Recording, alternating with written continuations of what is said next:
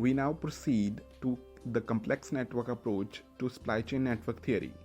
Supply chains have often been conceptualized as simple, linear systems represented by an event-dependent series of firms interacting through dyadic relationships. However, this linear conception of sequential dyadic relationships, while appealing, grossly oversimplifies and distorts the realities of modern supply chains.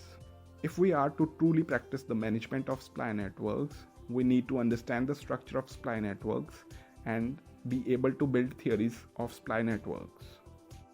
One such model considered by organizational and supply chain researchers as suitable representation of supply chains is the network model.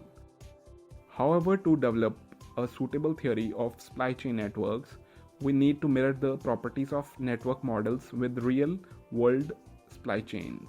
In this session, we will highlight managerial strategies that should be adopted for improving the ability of supply chains to adapt in rapidly changing markets.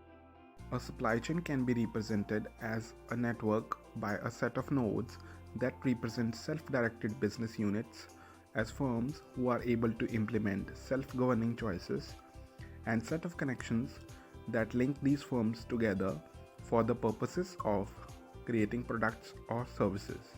The critical connection types are the presence of contracts and various flow types, including material flows, information flows, and financial flows. When modeling a supply chain, a unique network potentially emerges for each connection type analyzed. Properties that is evident in efficient real-world, short characteristics, path, length, presence of power law, connectivity distribution, high clustering coefficient. So, what is characteristic path length? This refers to the average distance between any two nodes chosen at random and indicates the average number of firms or tiers that must be traversed between any two firms selected at random. A short characteristic path length demonstrates what is termed the small world property. Shortening the path length or making long distance connections is beneficial as it would increase the efficiency of the system.